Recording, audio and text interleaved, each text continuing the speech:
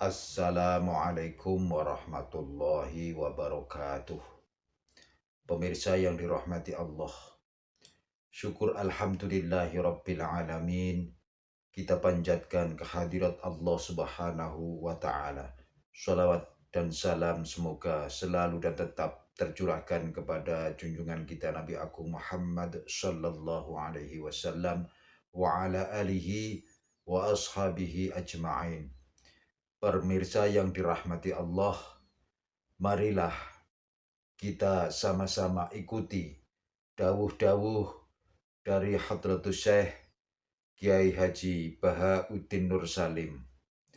Semoga apa yang disampaikan nanti bisa bermanfaat dan menambah bekal ilmu kita yang bermanfaat dunia akhirat.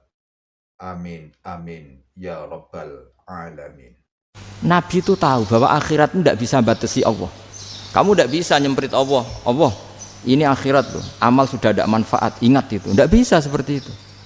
Allah itu nggak bisa tunduk sama konstitusi yang bernama akhirat. Artinya Allah meskipun di akhirat tetap duwe hak yaf'alu ma yasa atau yaf'alu ma yurid. Nggak bisa kamu terus wah ini akhirat, amal ra iso dikirim wong mati, amal ra iso dikirim. Yang pengiran kok mbok atur. Makanya ada kiai mengatakan kodok qadar ora iso dirubah, itu kamu. Makanya ada seorang kiai ditanya, kodok qadar ora iso dirubah sekali dicatat selesai. Jadi kiai tadi, tapi nak Allah iso. Dalile apa? Yamhu wa ma yasha wa yusbit.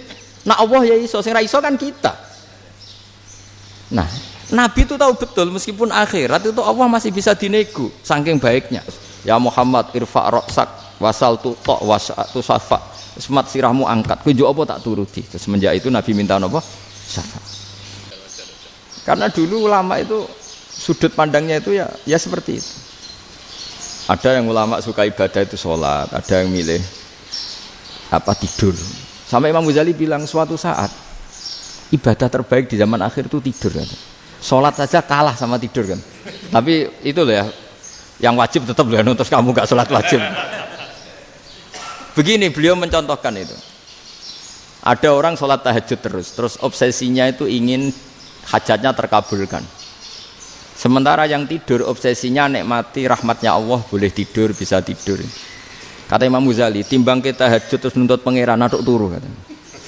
Mergo engko dia akibat terus setan memberi bisikan, "Lho nyatanya kamu tahajud ya gak terkabul." Berarti cerita bahwa Nabi ngendikan kalau doa tahajud mustajab enggak. Daripada ngono ki aduk turu ora tau ndonga ya. Timbang abri-abri Islam kan, timbang ngelek-ngelekin apa? Islam. Jadi ulama itu mulai dulu itu sudah berpikir. Banyak orang menjadikan tahajud, sholat malam itu media untuk hajatnya. Dan kalau nggak kesampaian ini mutung. Nyalahkan kiainya ijazah ramandi. Macam. Daripada ngono ora usah apa? Tahajud wis turu wae. Dan jenis kayak ini tuh banyak. Makanya ulama kayak saya itu saya naik dewi itu ya jarak. Saya sering didolani muhibbin terus bilang, "Gus, saya doakan gini-gini sama nyalon bupati atau saya gini." Saya bilang, "Gak waduh orang dongo, nak ramandi darani ulama dongane ramandi." Nak mandi kamu jadi bupati tetap nganggep karena beli. Sopo sing raro bupati saya juga beli. Ribet kan? Ketika mereka jadi ngunsurkan doa kamu apa karena kemarin beli? Yang beli maksudnya, nggak beli nggak usah tersinggung. Jadi ribet ngadepin. Nggak artinya gini loh, doa itu jangan dipakai begitu loh. Kalau minta nasihat, tak nasihati jadi bupati yang baik, gubernur yang. Kalau minta doa itu resikonya. Akhirnya kiai kalau diminta doa ya doa, sebenarnya diisinya itu nggak doa kemenangan. Selamat. Itu nggak selamat gitu. Karena ribet. Makanya Islam itu doa itu setelah iman. Aturan iman benar baru doa. Aturan iman benar termasuk Allah itu yaf'alu ma yasha, boleh melakukan yang dikehendaki. Allah enggak boleh terdikte oleh doa kita, enggak boleh. Ya saya ulang lagi ya, mazhab Hasan Asy'adili ini khas kita. Jadi la ilaha illallah itu didahulukan sebelum istighfar. Tapi kebalikannya mazhab Imam Sanusi itu dibalik. La ilaha illallah itu kalimat yang sakral. Karena yang sakral dibutuhkan muqaddimah, yaitu yang melafadzkan harus yang sudah bersih, yang sudah steril baru melafadzkan la ilaha illallah. Maka dalam mazhab Sanusiyah istighfar dulu baru la ilaha illallah. Nah, cara mazhab Abu Hasan Asy'adili kebalikan, istighfar itu sah setelah sahnya tauhid. Kamu ikut mana tuh? Asy'adili apa Sanusia? Alhamdulillah sama-sama tidak paham, ya sudah. Akhirnya sudah. Ya saya nggak kemana-mana kan gitu. Jadi apa ya? Terus ini saya teruskan, ini biar khas pesantren atau khas NU lah, kalau bahasa Pak Rektor khas NU. Ini Ben sampean tahu beberapa perbedaan itu lazim, halaman 24. Ya, halaman 24 sama 25. Tak baca, ini masih orisinil. An Sufyan bin Uyainah, ini juga gurunya Imam Syafi'i. Kata Sufyan bin Uyainah, beliau cerita, kana Isa wa Yahya alaihi salam ya'tiyanil qaryah. Fayas'alu Isa an syirari ahliha, wa yas'alu Yahya an khiyari ahliha. Jadi Nabi Isa dan Nabi Yahya itu satu generasi, sama-sama masih muda. Kalau di satu kampung, yang Nabi Yahya tanya, ini keluarga terbaik siapa? Saya mau nginap di situ, karena kumpul orang baik itu nyaman. Kalau Nabi Isa kebalikan, keluarga terburuk mana ya? Saya tak di situ.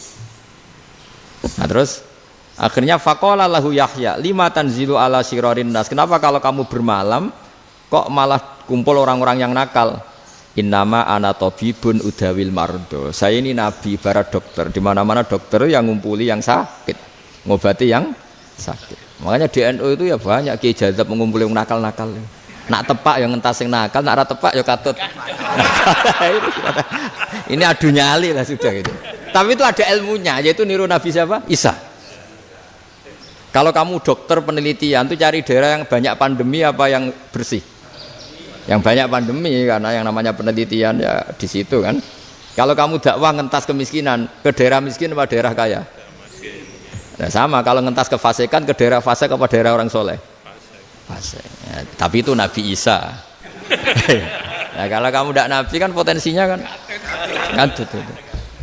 Tapi setidaknya bahwa kita sering disalahkan karena punya beberapa tokoh yang ngancani fasik-fasik, itu sebenarnya ada dalilnya, yaitu Nabi siapa? Isa. Nah terus masalah tegas dan lunak. Ketika ada mahasiswa misalnya pacaran, boncengan lanang dan perempuan, itu pilihan kita apa? Kalau tegas, terus gak mau mendengar kita. Misalnya gini, contoh gampang, tak beri contoh Pak D.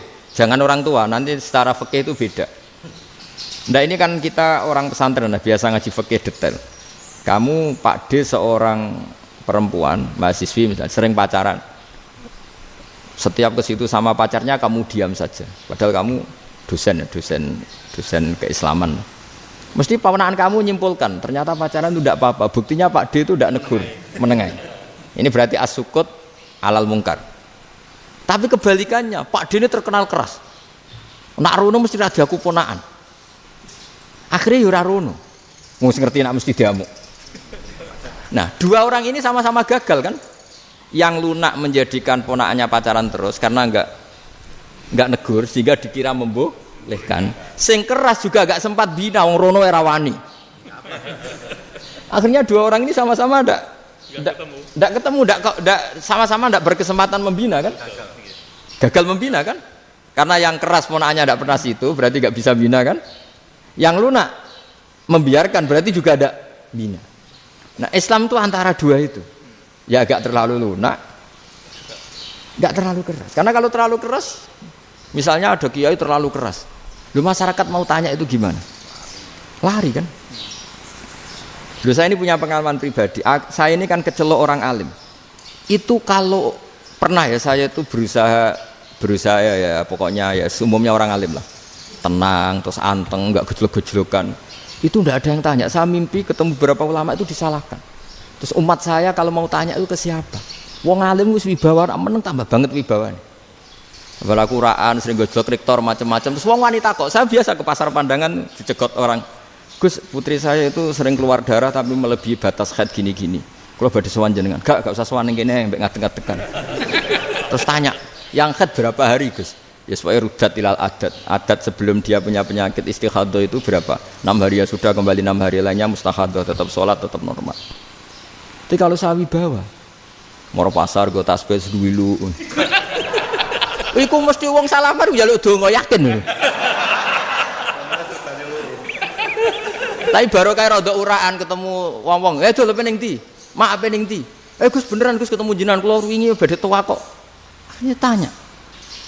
Dadi uraanku iku amdan. Lho nek sampean asli, iki asli uraan. Karena ndak uraan lah tetap ndak wibawa kan. Jadi barokah uraan itu ya banyak. Saya itu kalau ngantor di Jogja itu banyak orang yang tanya. Ya biasa tuh tanya macam-macam. Karena saya uraan. Ke pasar ya orang, bahkan di bis sering ketemu orang, wah beneran Gus kalau badhe sowan jenengan badhe tanya ini. Ya sudah di sini aja. Jadi semua itu diilmoni.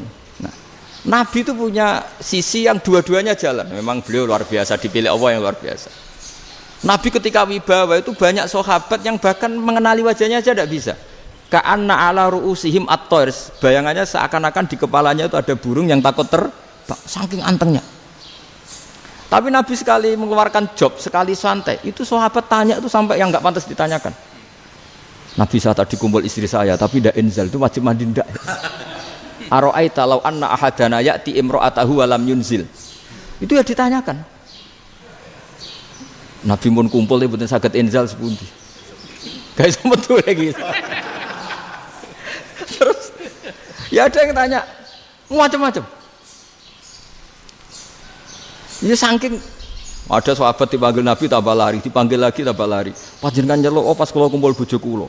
Lah kula kuwatir jenengan orang suci, saya belum mandi, makanya saya lari.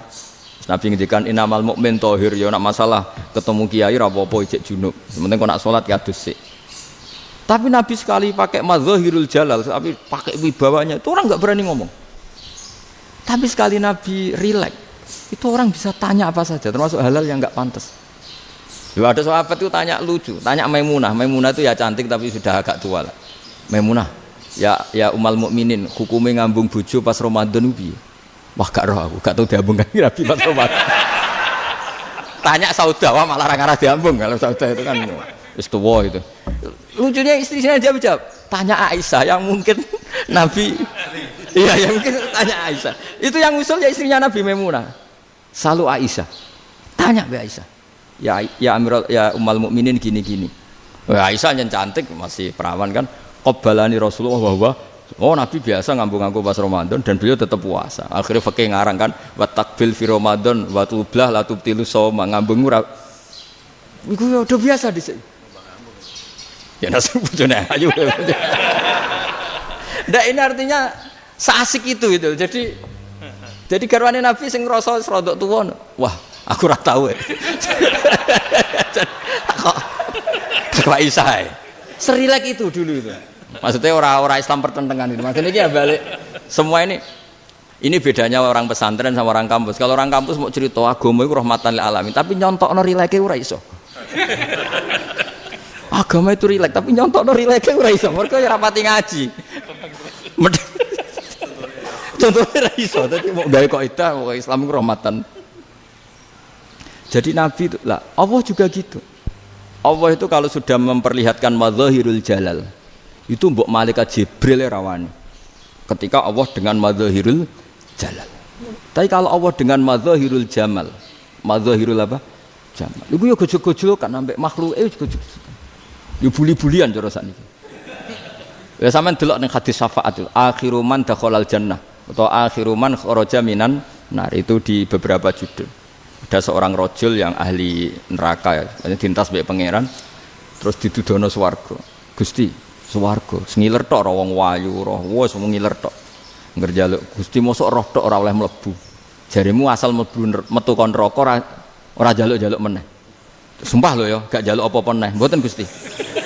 Sekali saya keluar dari neraka ndak akan minta apa-apa lagi. Wis. Wallahi, wallahi. La as'alu ghairaha. Maksudnya ghaira khuslah, ghaira tilkal khuslah. Ya niku pokoke selain keluar dari neraka saya ndak akan minta lagi. Didono swarga wong do kelon seru wibet kan. Sing bojone elek kan dendam dadi ning swarga iku. Swarga wis macam-macam. Gustimu osok roh tok. Ora oleh mlebu. Jarine janji ra njaluk meneh.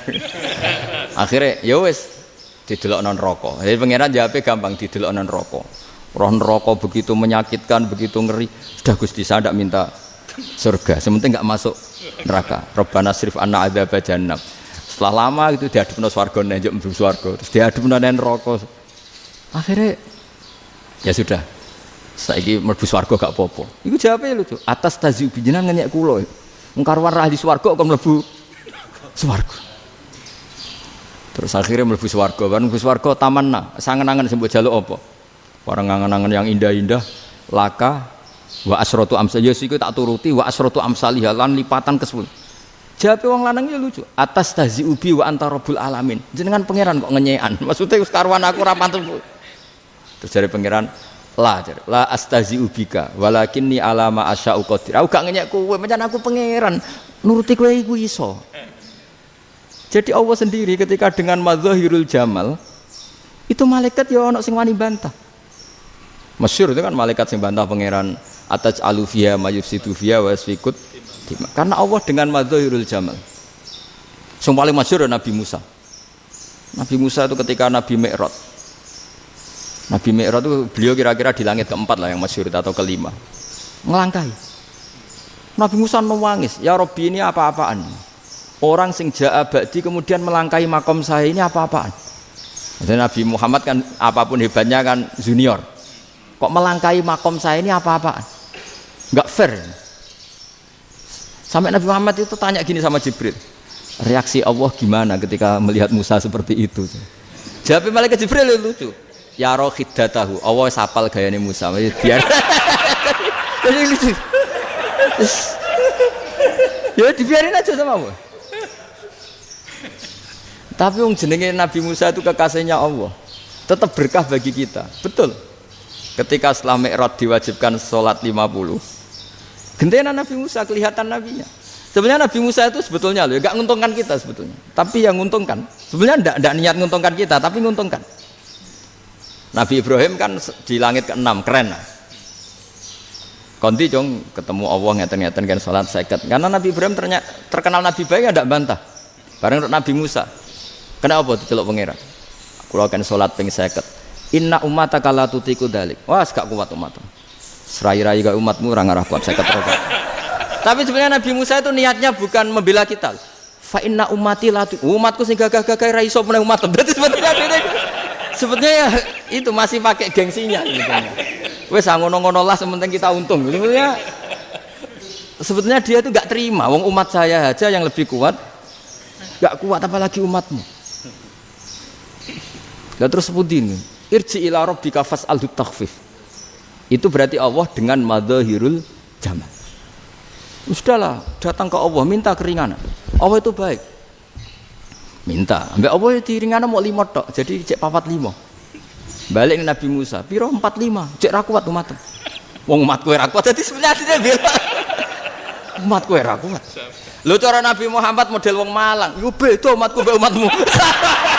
Ribet kan? Beda. Lho Nabi Muhammad kan enggak seperti itu kan? Enggak punya akhlak Malang kan, akhlak. Maksudnya akhlaknya mujur itu loh, akhlak yang baik gitu loh. Ya akhlak yang mujur lah, bukan yang malang gitu. Jadi Nabi ya manut. Tinggal 40 kan, dikurangi lagi 35 sampai 9 kali kan, masyhur itu. Ya kan kalau dikurangi 55 kan berarti turun naik kan 9 kali. Lalu itu setelah 5 itu Nabi Musa aja usul, masih ragu. Itu cara Nabi munggah nentek. Ini entek ya. Terus iya doa tuntas betul. Sebebas. Terus munggah ado-ado la opo. Ngapain itu? Akhirnya Nabi Muhammad sudah sampun ya kalimah Allah. Saya ini malu sama Allah Musa. Sudah 9 kali dan diturutin terus.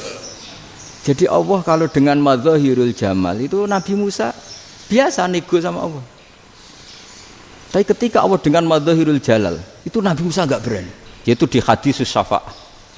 Hadisus syafa'ah ketika manusia datang ke Nabi Adam, ya'tuna Adam. Ya Adam anta abul basar ngene isfa'li ana inda rabbik. Kamu saya minta mensafaati kita. Nabi Musa, Nabi Adam inna rabbi qad ghadibal yawma ghadaban lam yaghdab qablahu mislah wa la yaghdab ba'dahu mislah. Ini Allah sedang murka besar dan tidak akan murka seperti ini lagi. Sudah saya tidak berani, nafsi. Nabi Ibrahim enggak, termasuk Nabi Musa ketika itu ya enggak berani. Karena Allah dengan madzahirul jalal. Itu Nabi Musa enggak berani. Sudah saya sendiri itu pernah salah. yaitu saya membunuh seseorang yang nggak disuruh oleh Allah membunuh itu, yang pas jotosi orang Kipti. Akhirnya datang ke Nabi Muhammad, pas ke Nabi Muhammad Allah dengan madzahirul jamal, dengan madzahirul jamal, sampai Kanjeng Nabi ngendikan analah, saya akan memintakan syafaat kalian. Terus fa ahmadu rabbi bima hamida allamaniha rabbi, saya muji Allah dengan pujian-pujian yang orang lain tidak tahu, hanya saya yang diajari, kata Rasulullah. Nah, di sini menurut banyak ulama termasuk kitab yang saya baca, kenapa Muhammad sebagian namanya Ahmadu, itu dari af'al tafdil, fa Muhammadun Ahmadu min ghairihi.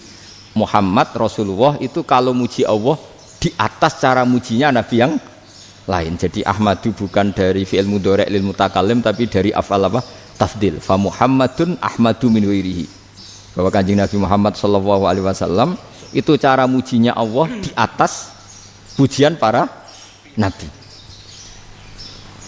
Makanya di sini Sayyid Ali Zainal Abidin kalau muji hamdal hamidin wa fauqa hamdil hamidin, jadi pujian saya ini di atas rata-rata cara mereka memuji. Yaitu sirinya apa? Nabi itu tahu bahwa akhirat itu tidak bisa batasi Allah. Kamu tidak bisa nyemprit Allah, Allah ini akhirat loh, amal sudah tidak manfaat, ingat itu. Tidak bisa seperti itu. Allah itu nggak bisa tunduk sama konstitusi yang bernama akhirat. Artinya Allah meskipun di akhirat tetap duwe hak yaf'alu ma yasa atau yaf'alu ma yurid. Nggak bisa kamu terus, wah ini akhirat, amal ra iso dikirim wong mati, amal ra iso dikirim. Ya pangeran kok mbok atur. Kalau kita yang mengirimkan tidak bisa, tapi kalau Allah tetap bisa. Makanya ada kiai mengatakan kodok qadar ora iso dirubah, itu kamu. Makanya ada seorang kiai ditanya, kodok qadar ora iso dirubah, sekali dicatat selesai. Jadi kiai tadi, tapi nak Allah iso. Dalile apa? Yang huwa ma yasha wa yusbit. Nak Allah ya iso, sing ra iso kan kita. Nah, Nabi itu tahu betul meskipun akhirat itu Allah masih bisa dinego, saking baiknya. Akhirnya Nabi sujud, masyhur itu terus, ya Muhammad irfa' ra'sak wasal tuqa wasatu safa. Semat sirahmu angkat, kowe njuk apa tak turuti. Terus semenjak itu Nabi minta apa? Syafaat. Jadi makanya terus banyak GNU sing wis macam-macam lah. Sing ana sing potongane wedi terus hati-hati. Niku berarti makome madzahirul jalal. Ana sing amen guyon nek makome madzahirul jamal. Ana sing ra jelas ngene iki, wis ra jelas. Nak guyu buanter kok nangis yo buanter. Jebule urusan utang. Lah ini sudah yang udah. Jadi makanya yang rileks saja. Sebenarnya agama ini santai, rileks, karena agama ini harus bifarohin wasururin. Enggak boleh agama ini dibawa dengan kekerasan, dengan antisosial. Karena agama ini harus kul bi fadlillah bi rahmati fa bidzalika falyafrahu, harus senang, harus rileks. Makanya saya jadi kiai itu senang takutnya gini. Sekali saya tidak senang jadi presiden buruk. Ternyata jadi wong alim ra enak, itu contohnya. Sampai merengut terus uripe susah, nanti orang tidak berani jadi orang alim. Makanya saya akan buktikan bahwa saya lebih bahagia dibanding rektor. Nanti orang ingin jadi rektor semua, nggak ingin jadi orang alim. Iya, makanya ini kan bentuk kearifan. Jenengan ngakui fungsi kiai kayak saya itu bentuk kearifan. Saya juga ngakui jenengan ini butuh kearifan. Saya sering didolani KUA itu rata-rata ya didikan kiai. Kompilasi hukum Islam itu banyak ya, janda cantik. Contohnya harus cantik, kalau jelek nggak mungkin terjadi kan. Ada janda cantik kebetulan suka kawin tapi takut zina. Saya ulang lagi, suka kawin tapi takut. Itu seringnya gitu Pak Rektor. Jadi dia kawin bosen, bilang ke KUA, Pak saya sekarang mau nikah sama ini. Loh, tapi kamu mau punya suami.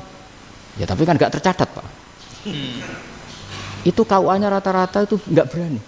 Meskipun nggak tercatat, karena secara fikih meskipun nggak tercatat tetap dia seorang perempuan yang bersuami, maka nggak boleh nikah sama orang lain. Tapi secara hukum santri nggak bisa dong menikahkan perempuan sing dzati zaujin yang punya suami. Jadi ini barokahnya kerjasama yang baik. Jadi di masyarakat itu tertanam didikan kiai nggak boleh nikahkan perempuan yang bersuami. Tapi di KUA ngikuti hukum formal. Dan di Indonesia itu KUA itu rata-rata konsultasinya ya sama kiai, sehingga ya nggak berani akhirnya, meskipun aku udah mlebu rokok mbak gak iso, dan itu banyak. Seorang lagi ya, makanya ini kan pesantren itu nggak boleh mati. Orang kiai-kiai kayak saya nggak jelas-jelas itu harus lebih jelas lagi. Karena ini yang on time, yang online, yang siapa saja bisa tanya. Saya itu SMS saya itu nggak punya HP WA. HP jadul itu SMS-nya tiap hari entah berapa orang yang tanya dari Kalimantan, dari Aceh. Gus di kampung saya ada masjid 2 itu yang sama. Nah, ada yang dari orang perkotaan Gus di perumahan baru ada masjid, yang Jumatan baru orang 12 sah enggak? Ya langsung saya jawab sah. Dalilnya ini. Ya sudah. Nah, tapi kata Imam Syafi'i gini harus orang 40 itu madzhab Syafi'i, dalam madzhab yang lain gini-gini. Itu kalau tanya rektor itu kan ribet. Masuk ajudan dulu, asisten dulu, panjang.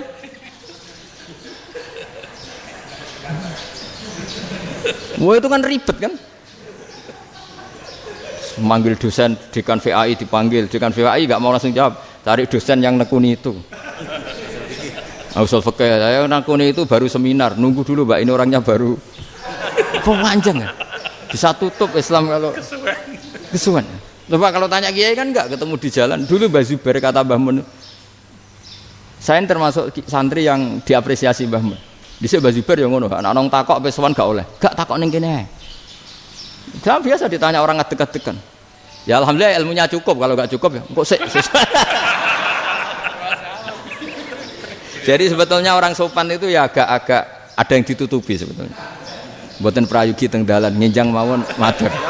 Ya sebetulnya ya sebenarnya memang ilmunya agak cukup gitu. Tapi itu sebenarnya secara fikih itu haram, menunda itu haram. Ya haram tuh, coba bayangkan ya, kalau tanyanya sekarang, Gus saya ini sudah keluar darah 1 bulan penuh, padahal normalnya hanya 6 hari. Saya nanti sholat enggak? Kalau nginjang mawon dugi kula, berarti kan hari ini belum ada keputusan. Sholat apa enggak kan? Tapi karena modus tadi, boten prayogi nggih ngendikan ngoten teng dalan ngenjang tengen kula. Itu kemungkinannya 2, sopan atau goblok itu saja. Kayaknya kalau sopan enggak lah. Kayaknya enggak lah kata. Karena secara fikih itu jelas haram. Bagaimana mungkin sesuatu yang harus dipraktekkan nanti zuhur dijawab besok, berarti zuhur, asar sampai subuh belum ada jawaban, berarti enggak ada sholat kan? Ya, makanya dibutuhkan orang-orang alim yang kultural seperti ini, dan NU menghormati kultural. Tapi Mbah Mun juga sangat menghormati Islam formal, karena tadi produk-produk formal itu bisa dilembagakan oleh negara, dan itu kita ikut untung. Makanya Mbah Mun itu kalau punya tamu KUA, punya tamu polisi sampai pejabat itu. Kenapa saya contohkan KUA? Supaya jangan kira seperti pendapat orang-orang hasud. Wah, mesti aja disolani presiden seneng, menteri seneng. Enggak juga. Sebenarnya semua kiai itu mulai KUA sampai polisi, polsek, polres itu seneng semua. Karena sama-sama diajak mengawal bangsa ini, diajak mengayomi semua masyarakat. Tapi kadang-kadang masyarakat ngeritiknya, jenenge kiai disolani menteri ya seneng, presiden. Padahal yang sowan kiai itu ya mulai KUA, Kapolsek, kepala desa, RT, Mudin. Itu mungkin kalau tanya ya lucu-lucu. Gus kalau nate nyembelih pitik kemanian, pitike go gede man. Akhirnya wis ngerti nak kemanian langsung tak sebelah meneh. Terusane ku sah ta ora.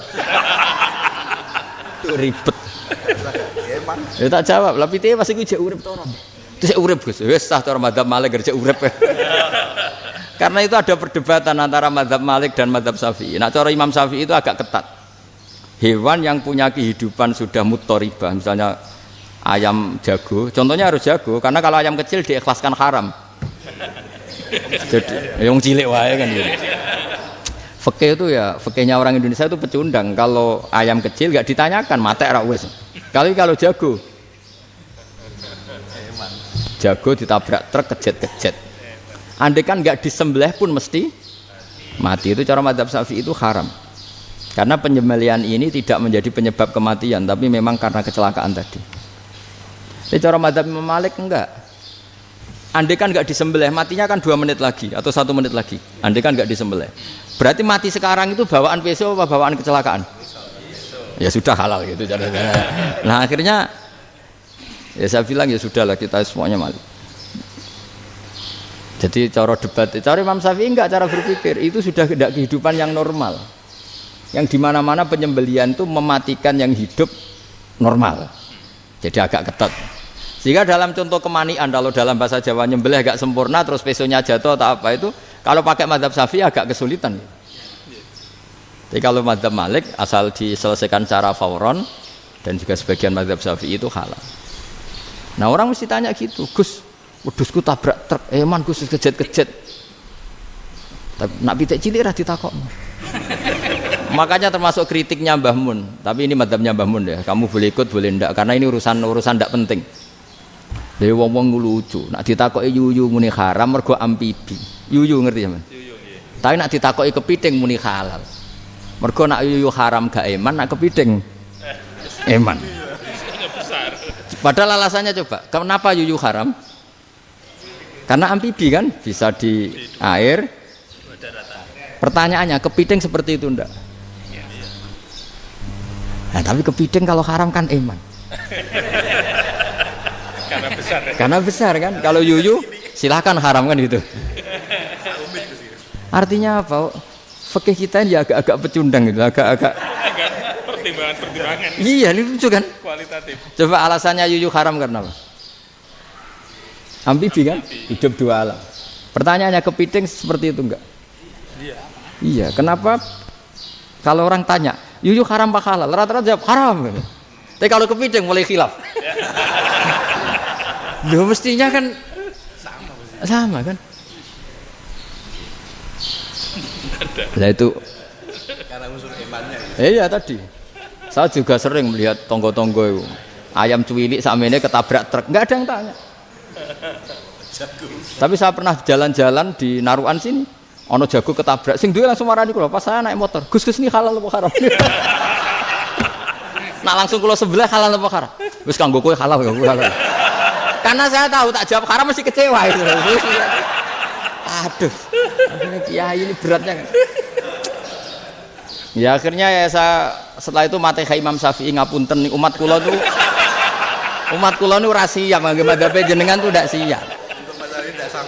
Iya kan akhirnya pakai madhabnya Imam Malik tadi. Ya tak Fatihah Imam Syafi'i ini mboten niat nglawan jenengan. Tapi ngobati tiang eman. Mergo pitike besar itu.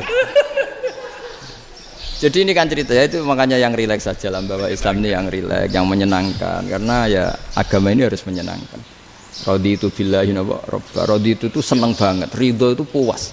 Enggak boleh beragama pertuntungan terus emosinan ya marem atau rodi itu marem jadi yang nyaman.